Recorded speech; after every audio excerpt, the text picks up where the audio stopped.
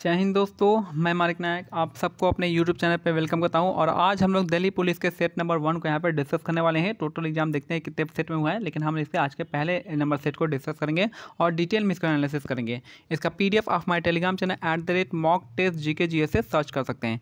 @mock-test GKGS search कीजिएगा, आ जाएगा। यहाँ से आप PDF को डाउनलोड कर लेंगे। पहला क्वेश्चन देखते हैं यहाँ पे, निम्नलिखित में कौन सा शिलालेख सुदर्शन झील नामक झील का पुनरुद्धार कार्य किए जाने का वर्णन करता है। तो सुदर्शन झील के निर्माण के लिए यानी पुनरुद्धार के लिए कौन सा शिलालेख है, तो ये जगह आपका रुद्र दमन का जूनागढ़ शिलालेख। तो रुद्र दमन का जूनागढ़ शिलालेख किससे संबंधित है? आपका सुदर्शन झील के संबंधित है, और ये आपका चंद्रगुप्त मौर्य से भी संबंधित है। ठीक है, तो ये हमारा क्या जाएगा, रुद्र दमन का शिलालेख, रुद्र दमन का जूनागढ़ शिलालेख आपका किससे हो जाएगा? सुदर्शन लीग के जीर्णोद्धार से हो जाएगा, और साथ में आपका चंद्रगुप्त मौर्य के भी संबंध से हो जाएगा। इसके बाद समुद्रगुप्त का कौन सा है? इलाहाबाद प्रशस्ति याद रखना है। पुलकेशिन द्वितीय का जो है एहोल हो जाएगा, और खारवेल का हाथी गुम्फा शिलालेख, ये भी आपको याद रखना है कि रुद्र दमन का जूनागढ़ हो जाएगा, आपका समुद्रगुप्त का प्रयाग प्रशस्ति हो जाएगा, पुलकेशिन द्वितीय का एहोल इंस्क्रिप्शन, और खारवेल का हाथी गुम्फा इंस्क्रिप्शन। समुद्रगुप्त का क्या है यहाँ पे? समुद्रगुप्त का जो इलाहाबाद प्रशस्ति है, इसको बनाया था किसने? हरिसेन ने बनाया था। किसने बनाया था? हरिसेन ने बनवाया था। इसके बाद एहोल शिलालेख किसने बनाया था? रवि कीर्ति ने बनाया था। और एहोल शिलालेख में वर्णन है कि पुलकेशिन द्वितीय ने किसको हराया था? हर्षवर्धन को हराया था। ठीक है, और इलाहाबाद प्रशस्ति में समुद्रगुप्त का विजय अभियान के बारे में है। और समुद्रगुप्त को क्या नाम से जानते हैं? तो भारत का नेपोलियन के नाम से जाना जाता है। भारत का नेपोलियन किसने बताया था? विंसेंट स्मिथ ने कहा था। नेक्स्ट है, सिविल के संक्षिप्त नाम में से जानी जाने वाली अभिकरण एजेंसी निम्नलिखित में से किस क्षेत्र से संबंधित है? तो सिविल जो आपका यहाँ पे बैंकिंग क्षेत्र से संबंधित होती है। बैंकिंग क्षेत्र में आपके सिविल, ये आपका रेटिंग एजेंसी है। तो सिविल के संक्षिप्त नाम से जाने जाने वाली अभिकरण एजेंसी निम्नलिखित में से किस क्षेत्र से संबंधित है? तो बैंकिंग क्षेत्र से संबंधित है, और ये एक तरह क्या है? आपका रेटिंग एजेंसी है। निम्नलिखित में कौन सी रबी की एक फसल नहीं है? तो रबी के फसल में आता है चना आता है, सरसों आता है, जौ आता है, लेकिन कपास नहीं आता है। तो रबी की फसल में क्या नहीं आता? तो कपास इसका नहीं आता है। रबी याद रखिए, R for rabi, R for rain, rain में नहीं आता है। रबी जो है रेन सीजन में नहीं आता है, याद रखना है। नेक्स्ट है, निम्नलिखित में से कौन सा जीव अपने शरीर के बाहर भोजन विखंडन करने के पश्चात उसे अवशोषित कर देता है? तो ये हो जाएगा राइजोपस इसका करेक्ट आंसर हो जाएगा। तो निम्नलिखित में से कौन सा जीव अपने शरीर के बाहर भोजन विखंडित करने के पश्चात उसे अवशोषित करता है? तो ये हो जाएगा राइजोपस इसका करेक्ट आंसर हो जाएगा। असहयोग आंदोलन के दौरान निम्नलिखित में से किस प्रांत में चौरी चौरा कांड घटना हुआ था? तो चौरी चौरा का जो कांड हुआ था, ये आपका संयुक्त प्रांत में हुआ था, और ये कहाँ पे हुआ था? आज के टाइम में गोरखपुर में हुआ था। चौरी चौरा इंसिडेंट जो है संयुक्त प्रांत के गोरखपुर डिस्ट्रिक्ट में हुआ था, याद रखना है। और ये कब हुआ था? 4 फरवरी 1922 को होता है। 4 फरवरी 1922 को होता है, जिसकी वजह से क्या होता है? महात्मा गांधी ने किसको सस्पेंड कर दिया था? NCM, नॉन कॉपरेशन मूवमेंट को सस्पेंड कर दिया था। ठीक है, नेक्स्ट है, भारत ने निम्नलिखित में से किस फसल की कृषि लगभग विशिष्ट रूप से दक्षिणी राज्य में केंद्रित था? तो ये जो है कॉफ़ी। भारत में निम्नलिखित में से किस फसल की कृषि जो है आपका लगभग विशिष्ट रूप से दक्षिणी राज्य में केंद्रित था? तो कॉफ़ी इसका करेक्ट आंसर होगा। और कहाँ पे कॉफ़ी जो है मेनली कर्नाटक का रीजन में था। और कर्नाटक का कौन सा रीजन था? तो बाबा बुदान की पहाड़ी जो थी उस पर कॉफ़ी का पहली बार यूज हुआ था। चाय के लिए तो आपको दो नाम आपको वेस्ट बंगाल याद रखना पड़ेगा, पश्चिम बंगाल, और यहाँ पर दार्जिलिंग की चाय। ठीक है, आसाम और दार्जिलिंग हो जाएगा, काफ़ी फेमस है दार्जिलिंग। वैसे तो कहाँ पे पश्चिम बंगाल में आता है, और आसाम में बीच आसाम जो है चाय के लिए काफ़ी फेमस है। कपास का हो जाएगा गुजरात और महाराष्ट्र रीजन में आपका यहाँ पे कपास का होता है। बांस का आप मेरे को बता सकते हैं। बांस एक तरह क्या है? आपका लकड़ी नहीं है, बांस एक तरह का घास है, ग्रास है, घास। भारत के संविधान में का निम्नलिखित में कौन सा अनुच्छेद यह घोषणा करता है कि सर्वोच्च न्यायालय एक अभिलेख न्यायालय है? सर्वोच्च न्यायालय को अभिलेख न्यायालय बताता है आपका आर्टिकल 129। सर्वोच्च न्यायालय को अभिलेख न्यायालय बताता है आर्टिकल 129 हो जाएगा। अगर हम बात करते हैं आर्टिकल 131 जो है, ये आपका पूर्ण यहाँ पे ओरिजिनल जुडिक्शन होता है। ओरिजिनल जुडिक्शन होता है आपका। फिर 132 से 134 से क्या हो जाएगा? आपका एडवाइजरी जुडिक्शन होता है, याद रखना, सलाहकार। और जो आर्टिकल 143 होता है आपका प्रेसिडेंट जो है सलाह लेता है किससे? चीफ जस्टिस ऑफ इंडिया से। ठीक है, आर्टिकल 112 हो जाएगा आपका एनुअल फाइनेंशियल स्टेटमेंट, जिसको बजट के नाम से जानते हैं, एनुअल फाइनेंशियल स्टेटमेंट हो जाएगा। आर्टिकल 120 क्या हो जाएगा? यहाँ पे लैंग्वेज हो जाएगा, लैंग्वेज इन पार्लियामेंट हो जाएगा। बाकी इंपॉर्टेंट जो उसके आसपास का मैं बता दिया। निम्नलिखित में से किस राज्य में इंद्रावती नदी पर चित्रकूट जलप्रपात स्थित है? तो इंद्रावती नदी पर जो चित्रकूट जलप्रपात है वो कहाँ पे? छत्तीसगढ़ में राज्य हो जाएगा, छत्तीसगढ़ राज्य में है। तो याद रखना है कि इंद्रावती नदी पे जो है कौन सा प्रपात है? तो यहाँ पर चित्रकूट जलप्रपात है, और ये कहाँ पे? छत्तीसगढ़ में है। याद रखना है छत्तीसगढ़। इसी को हम क्या कहते हैं? भारत का, इसी चित्रकूट जलप्रपात को भारत का नियाग्रा फॉल कहते हैं। भारत का नियाग्रा फॉल चित्रकूट जलप्रपात पे इंद्रावती नदी पे छत्तीसगढ़ में स्थित है। नेक्स्ट है निम्नलिखित केंद्रीय बजट 2020-21 के अनुसार 2024-25 तक 1 लाख करोड़ मत्स्य उत्पादन निर्यात का लक्ष्य रखा गया है। तो ये 2021-22 है, ये आपका इकोनॉमिक सर्वे हो जाएगा या बजट हो जाएगा। तो बजट और इकोनॉमिक सर्वे आप लेटेस्ट वाला आप देख लेना है, क्योंकि आप देख रहे क्वेश्चन आ रहे हैं। यानी एक यहाँ से क्या पता चल रहा है, यहाँ से आपको थीम पता चल रहा है कि आपको बजट और इकोनॉमिक सर्वे आपको पढ़ के जाना है। मैग्नस कार्लसन नॉर्वे के एक अंतर्राष्ट्रीय शतरंज खिलाड़ी है। मैग्नस कार्लसन कहाँ के, तो नॉर्वे के शतरंज खिलाड़ी है। भारत के विश्वनाथन आनंद। तो नॉर्वे के शतरंज खिलाड़ी कौन है, अंतर्राष्ट्रीय शतरंज खिलाड़ी मैग्नस कार्लसन है, जो कि नंबर 1 पोजीशन पे अभी है। निम्नलिखित में से किस राज्य में दैमाबाद नामक ताम्रपाषाण कालीन स्थित संस्कृति स्थल है। तो दैमाबाद जो है कहाँ पे, महाराष्ट्र में। और यहाँ से क्या मिला है, यहाँ से बैलगाड़ी मिला है। ठीक है, बैलगाड़ी मिला है। चैरियट, इसको जिसको हम चैरियट कहते हैं, CHARIOT, चैरियट मतलब बैलगाड़ी मतलब रथ मिला है, रथ मिला है। चाहे बैलगाड़ी रथ कहते सकता हूँ, चैरियट मिला है। तो महाराष्ट्र में क्या दैमाबाद से क्या मिला है, दैमाबाद महाराष्ट्र में, जहाँ से क्या मिला है आपका चैरियट मिला है। पंजाब कौन सी नदी किनारे, सतलज नदी के किनारे हैं। और उत्तर प्रदेश में कौन सा स्थल है, हिंडौन नदी है उत्तर प्रदेश में, हिंडौन नदी है। और उड़ीसा में तो कटक हो जाएगा, महानदी के किनारे। नेक्स्ट है निम्नलिखित में से किसके हृदय में 2 प्रकोष्ठ पाए जाते हैं। तो ये हो जाएगा स्कॉलियोडॉन्स, इसका करेक्ट आंसर हो जाएगा। 2 प्रकोष्ठ कहाँ पे मिलेगा, तो स्कॉलियोडॉन्स मिलेगा। मानव में 4 मिलता है, छिपकली में आप मेरे को बता सकते हैं, मगरमच्छ में भी 4 मिलता है। मगरमच्छ एक तरह का रेप्टाइल है, सारे रेप्टाइल में 3 मिलेगा, लेकिन मगरमच्छ क्या है, एक्सेप्शनल होता है जिसमें 4 मिलता है। छिपकली में आप बताइएगा कितने होते हैं। अगर रेप्टाइल में कितने होते हैं, 3 होते हैं। तो आई थिंक मेरे ख्याल छिपकली में भी 3 होना चाहिए। नेक्स्ट है लोटिया नामक गीत का संबंध निम्नलिखित पारंपरिक रूप से निम्नलिखित में किस राज्य से है। तो जो है लोटिया जो नृत्य होता है आपका राजस्थान का फेमस हो जाएगा। तो यहाँ पे क्या हो जाएगा, यहाँ पे तो लोटिया नामक गीत का संबंध पारंपरिक रूप से किस स्थान से है, तो राजस्थान हो जाएगा। और कौन कौन सा इंपॉर्टेंट गीत है आपके लोक नृत्य आपको याद रखना है। राजस्थान से संबंधित आपको घूमर याद रखना है, झूमर याद रखना है, घूमर हो गया, झूमर हो गया। भवाई डांस, जो कि भवाई जो है गुजरात का भी है, तो बगल में ही पड़ता है, तो भवाई यहाँ भी मनाते हैं। भवाई हो गया आपका, फिर आपका कच्ची घोड़ी हो गया, फिर आपका यहाँ पे कठपुतली डांस भी काफ़ी फेमस है। पुष्कर मेला यहाँ पे काफ़ी फेमस है, याद रखना है। 13 ताली भी काफ़ी फेमस है राजस्थान का, 13 ताली। ठीक है, अगर हम बात करते हैं यहाँ पे महाराष्ट्र का, तो महाराष्ट्र में क्या फेमस हो जाएगा, महाराष्ट्र में आपका यहाँ पे जो है इंपॉर्टेंट तमाशा हो गया। तमाशा के बाद क्या हो जाएगा, तमाशे के बाद लावनी हो गया, तमाशा, लावनी, लेजिम डांस ये कहाँ का है, महाराष्ट्र का हो जाएगा। यहाँ पे फिर आपका धंगारी गजा हो जाएगा, उसके बाद तेरताली नहीं हुआ यहाँ पे, देखिए यहाँ पे इंपॉर्टेंट मैं बता देता हूँ। महाराष्ट्र का फिर से देख लीजिए, महाराष्ट्र में आपका हो जाएगा लावनी हो जाएगा, लावनी के बाद क्या हो जाएगा, यहाँ पे तमाशा हो जाएगा। फिर आपका लेजिम डांस भी आपका महाराष्ट्र का हो जाएगा। फिर आपका यहाँ पे जो 2-3 डांस है आपका आगे, पोवा डांस आप यहाँ पे महाराष्ट्र को लगा सकते हैं। ठीक है, बाकी एक धंगारी डांस होता है, ये भी आपका महाराष्ट्र का हो जाएगा।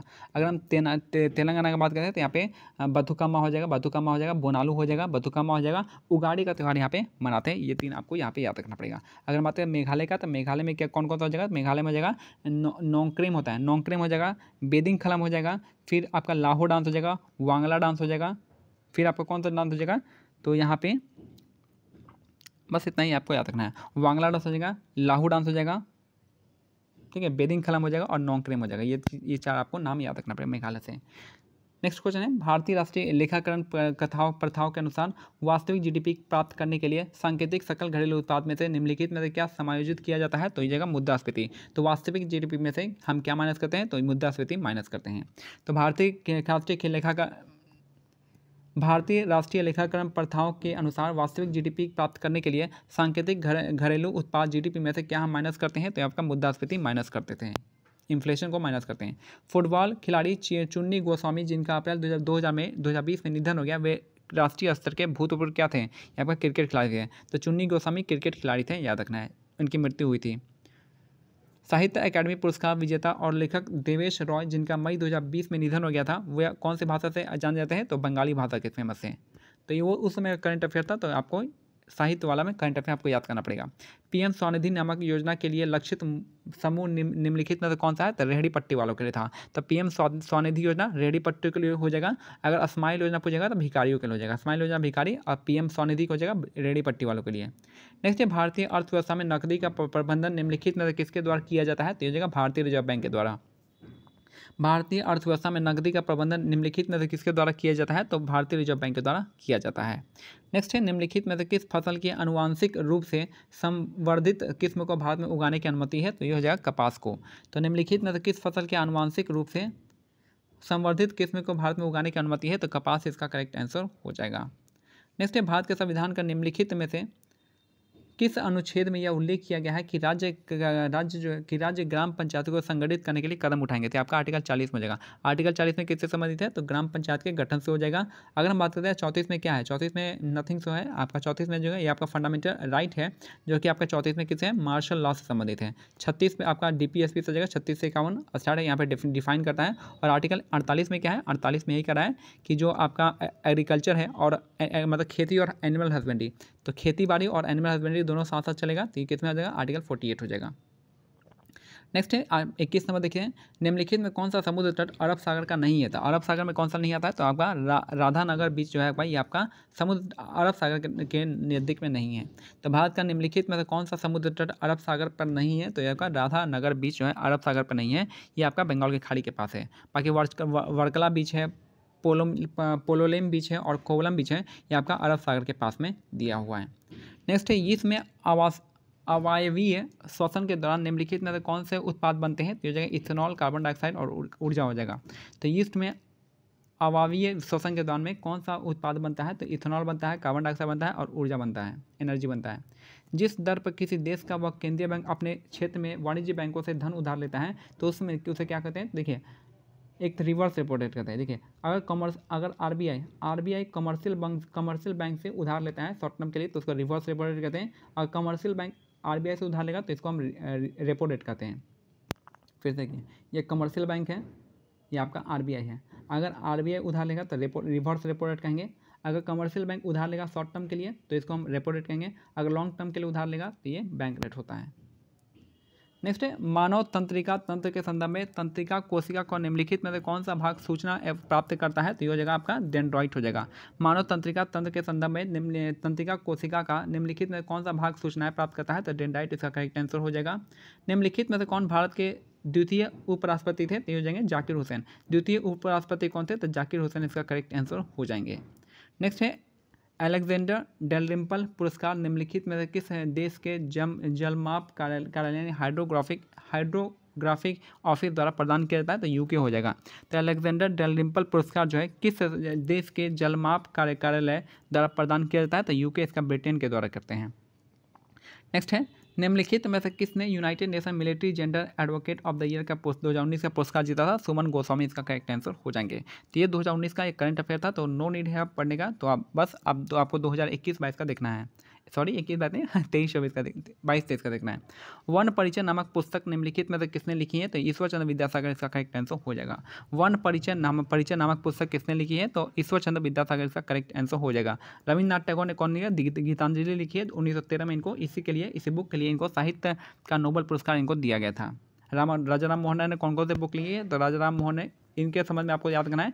एक तो यहाँ पे मीरातुल हो जाएगा, आत्मीय सभा हो जाएगा, ब्रह्म समाज हो जाएगा, सती प्रथा को रोकने के लिए था। फिर इन्होंने प्रेसेप्ट ऑफ जीसस जो का गिफ्ट टू मोनोथिज्म हो जाएगा, ये सब बुक इन्होंने लिखा है। राजा मोहन राय को राजा की उपाधि अकबर द्वितीय ने दिया था। और इनका मृत्यु स्थल कहाँ पे? इंग्लैंड में, इंग्लैंड के ब्रिस्टल में इनका कब्रिस्तान है।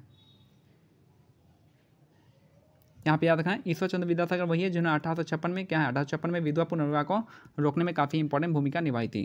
नेक्स्ट है, जुलाई 2020 में केंद्र सरकार ने प्रेरक दौड़ सम्मान नामक एक नया पुरस्कार प्रारंभ करने की घोषणा किया था। यह पुरस्कार निम्नलिखित में तो किस क्षेत्र से संबंधित है? तो स्वच्छता से। तो जुलाई 2020 में केंद्र सरकार ने प्रेरक दौड़ सम्मान जो आपका किससे है? तो स्वच्छता से था।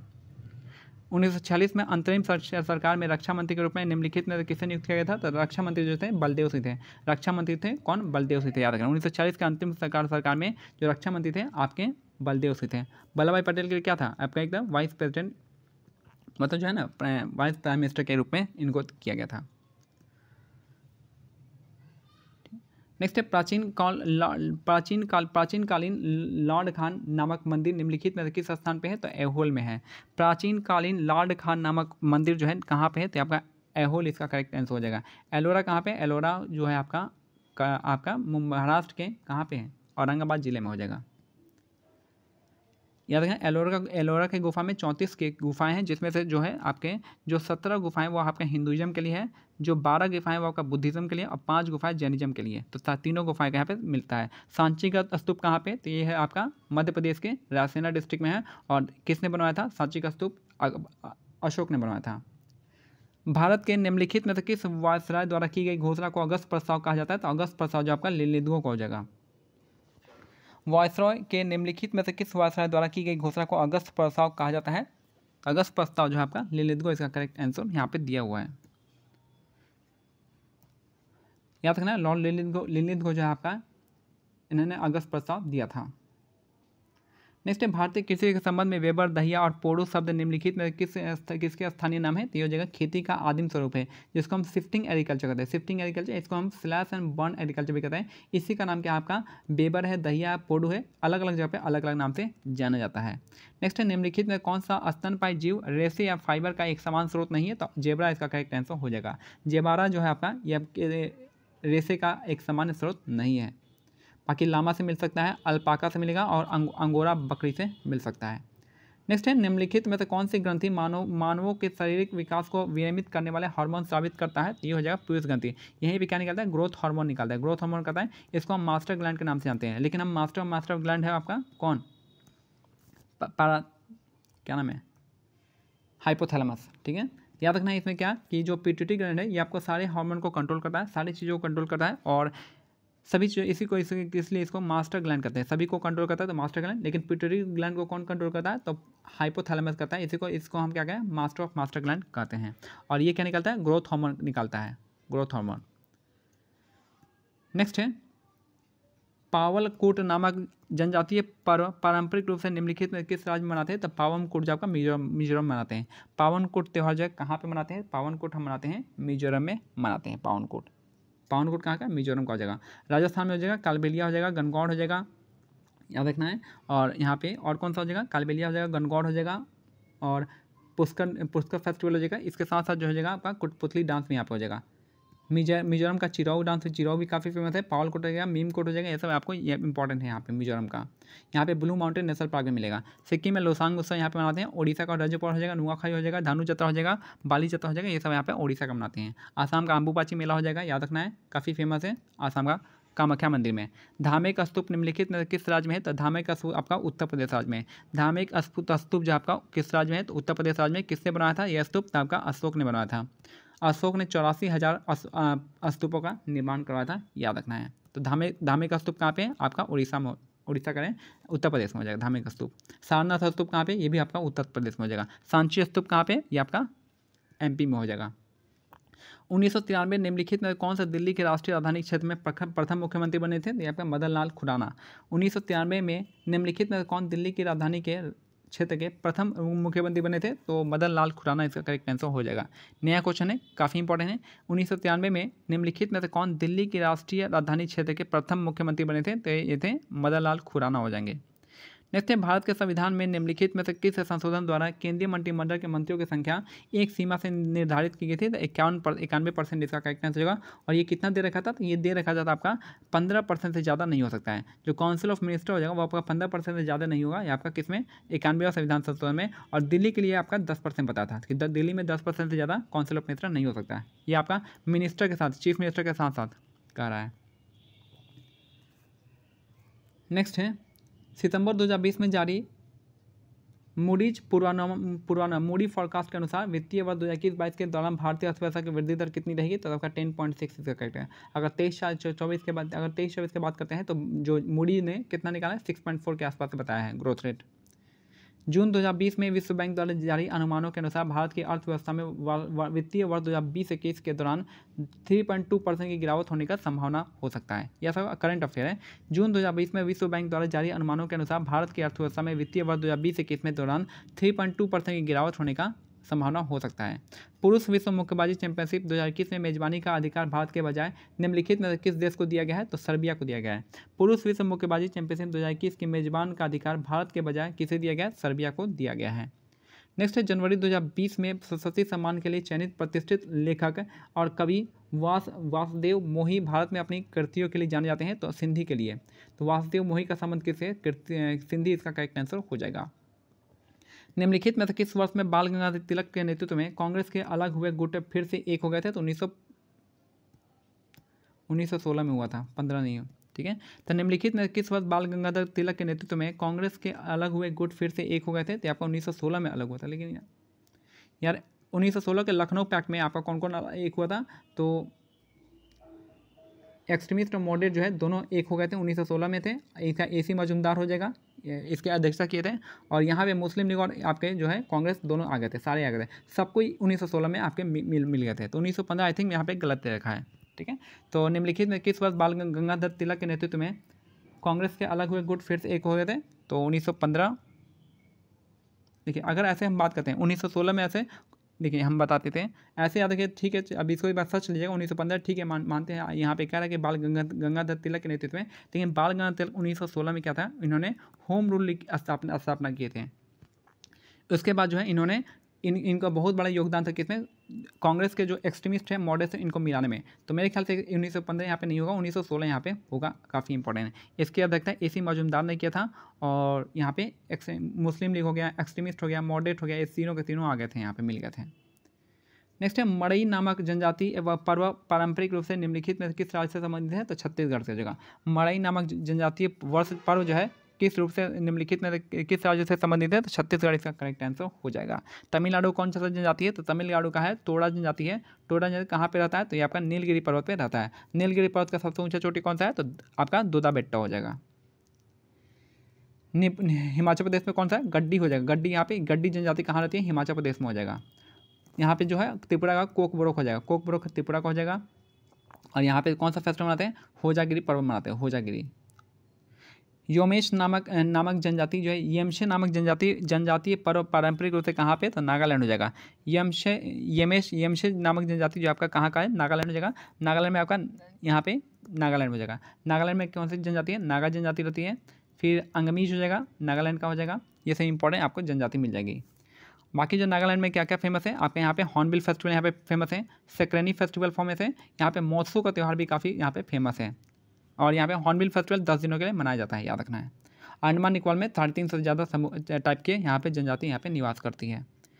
नेक्स्ट है भारत में साइमन कमीशन निम्नलिखित में किस वर्ष आया था? तो साइमन कमीशन जो है 1928 में आया था। साइमन कमीशन के बारे में बता दें कि साइमन कमीशन जो आपका 1927 में इसकी स्थापना हुई थी, गठन हुआ था। 3 फरवरी 1928 को भारत आया था ये, 1928 में। उसके बाद जो साइमन कमीशन में एक भी जो है लोग इंडियन नहीं था, एक भी इंडियन नहीं था, याद रखना है। और याद रखना साइमन कमीशन में जो एक भी इंडियन नहीं था, वो जो इंडियन को ना लेने का जो सिफारिश किया था वो किसने किया था? तो लॉर्ड इरविन ने किया था। इरविन ने बताया था कि इंडियन को नहीं लेना है। तो इरविन ने सिफारिश किया था कि आपको साइमन कमीशन में एक भी इंडियन को नहीं लेना है। और बाकी ठीक है, बाकी आई थिंक यहाँ पे इसी को प्रोटेस्ट में लाला लाजपत राय की मृत्यु होती है लाठी लगने से। और 48 हो गया। अगस्त 2020 तक स्थिति के अनुसार निम्नलिखित में से किसे रैमसे मैग्सेसे पुरस्कार नहीं प्राप्त हुआ है? तो अगस्त 2020 तक की स्थिति के अनुसार निम्नलिखित में से किसे रैमन मैग्सेसे पुरस्कार नहीं मिला है? तो रैमन मैग्सेसे पुरस्कार को हम एशिया का नोबेल पुरस्कार कहते हैं। और ये प्रशांत भूषण को नहीं मिला है। केजरीवाल को मिल गया, किरण बेदी को मिला और अरुण सारी को मिल चुका है। मई 2020 में अंतर्राष्ट्रीय क्रिकेट परिषद ICC द्वारा टीमों की रैंकिंग और पुनः समीक्षा करने के बाद टेस्ट रैंकिंग में निम्नलिखित में किस टीम ने दूसरा स्थान प्राप्त किया है? तो न्यूजीलैंड उसका करेक्ट आंसर हो जाएगा। किस टीम ने दूसरा स्थान मिला है? तो न्यूजीलैंड इसका करेक्ट आंसर हो जाएगा। नेक्स्ट है लास्ट क्वेश्चन है कि निम्नलिखित में से संविधान के अनुच्छेद 106 के अनुसार संसद के दोनों सदनों के सदस्यों का वेतन निम्नलिखित में किसके द्वारा निर्धारित होता है? तो संसद के द्वारा होता है। भारत के संविधान के अनुच्छेद 106 के अनुसार संसद के दोनों सदनों के सदस्यों का वेतन जो है किसे? संसद के द्वारा निर्धारित किया जाता है, संसद के द्वारा निर्धारित होता है। याद रखना संसद का जो आपका आर्टिकल जो होता है 79 होता है। 80 आपका जो होता है आपका राज्यसभा का होता है और 81 जो होता है आपका लोकसभा का होता है, याद रखना है। बाकी जो संसद का पार्ट कौन होता है? लोकसभा है, राज्यसभा और आपका कौन सा जगह? प्रेसिडेंट होते हैं। तो ठीक है, बाकी वित्त आयोग का जो कितना हो जाएगा? वित्त आयोग का आपका 280 होता है, याद रखना है। मोस्ट इंपॉर्टेंट हो जाएगा, हर 5 साल पे गठन होता है इनका। अभी कौन है? NK सिंह हो जाएंगे। तो ये हमारा आज का सेट कंप्लीट होता है। मिलते हैं अगले सेट में, तब तक क्या करना है? टेलीग्राम चैनल का लिंक जो आपका क्या है @mock test GK GS search कीजिएगा, आ जाएगा। जय हिंद, जय भारत, धन्यवाद।